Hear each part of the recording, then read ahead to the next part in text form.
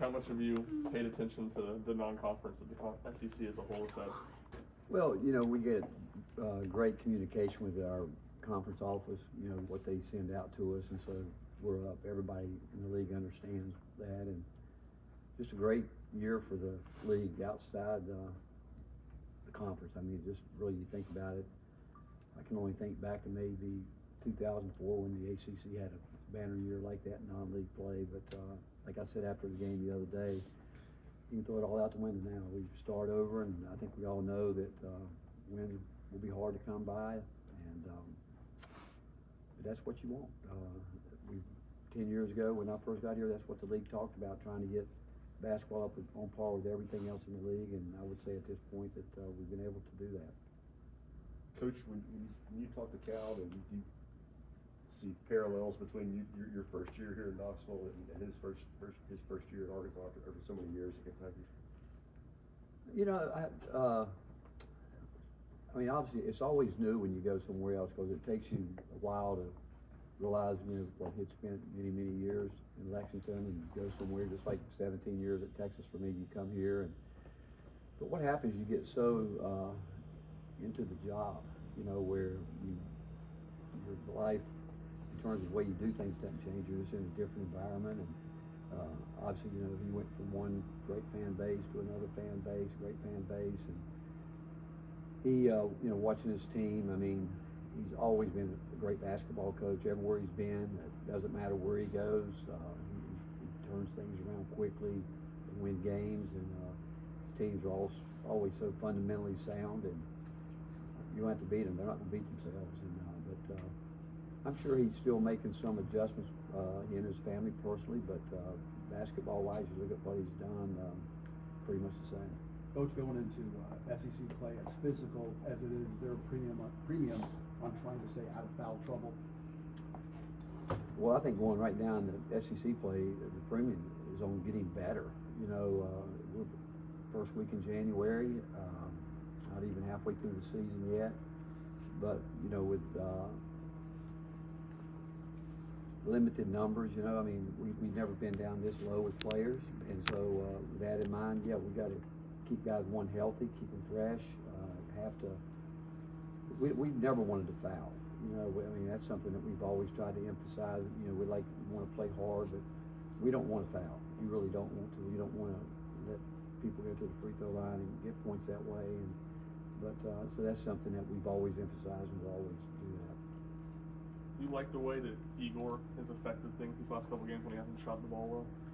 Yeah, I mean, that's the sign of a terrific player. When you get a guy that's not making shots, and again, we know he's going to make shots.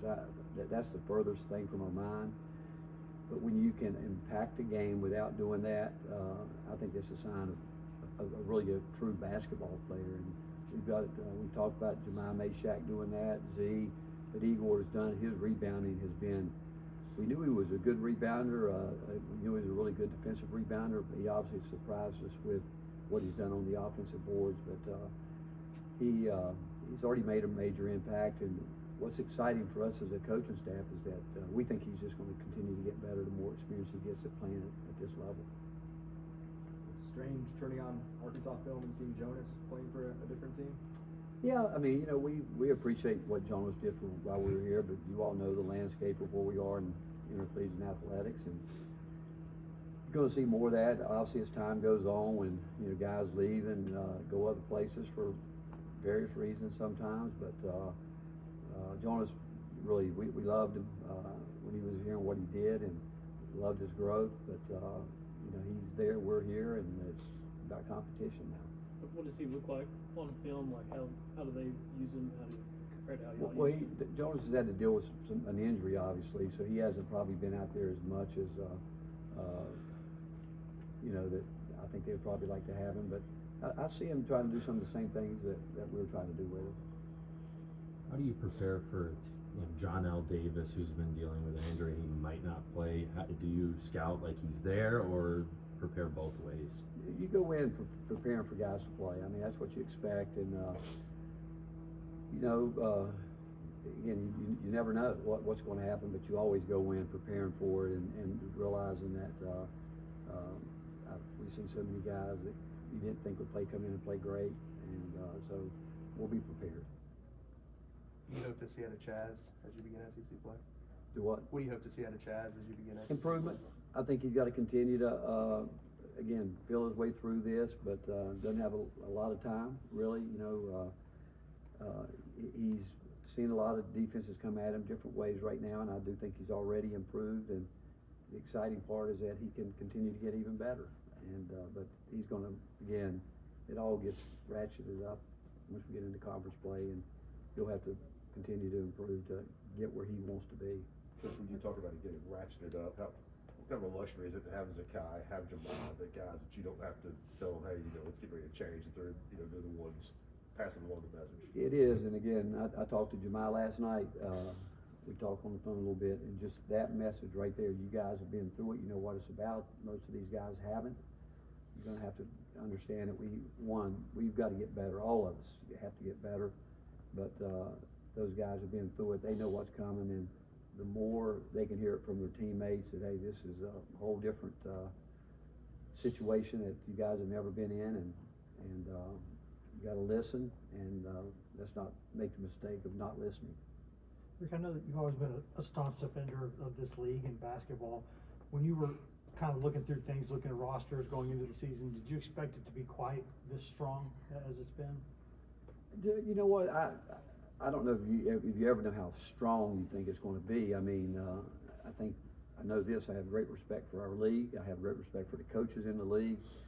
The fact that not only do they know how to coach basketball, but they know how to recruit talented players, and that's been obviously the last couple of years. I think is the biggest improvement have been the skill development, the skills of the players that have come into our league.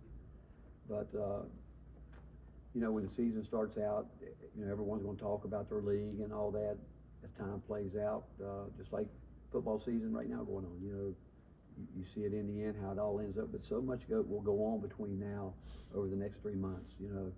How do you handle the ups and downs of it? How do you stay focused? How do you continue to improve? And how do you handle, because we're all going to go through a rough spot at some point in time, and how you handle that. But again, you can't say enough about what our league has done in the non-league. I mean, it's really been impressive, but and no doubt at the start of right now, you look through your schedule. Someone told me the other day about how we're starting out. I don't care what 3 teams you put up there, you're looking at it as hard. I don't care which three you put there, or 2, whatever, 1. It's hard, and every time we go on the road, every time we play at home, there are none that you think, hey, we've got a break here, because with what's happened up to this point, I don't think anybody can think that. It was obviously a little bit of a battle against Norfolk. How would you evaluate practice and the focus of the team since then leading up to Saturday? I think our focus has been good all year leading up, and maybe that's because of guys knowing they're going to play, maybe having lesser bodies out there, but I thought our last 2 games have been great for us. I thought what Middle Tennessee did was terrific. They did some things that we needed, and Norfolk State, what they did was exactly what we needed. And so I give our coaching staff credit because we know when we schedule those games what we're looking for, and those teams gave us everything we wanted and more, and which was good. But our preparation from our players, they were on point with what we needed to try to get done, and so we'll continue to need that as we keep moving forward. How would you say then that the team's improved in those areas that you needed to see in those 2 games? Well, I'm not saying they've improved all the way. They're improving in areas in terms of we're going to have to guard the basketball. When you think of Arkansas and their talented players, are going to drive the ball hard. They've got the ability to shoot it, and they can score really at 3 levels.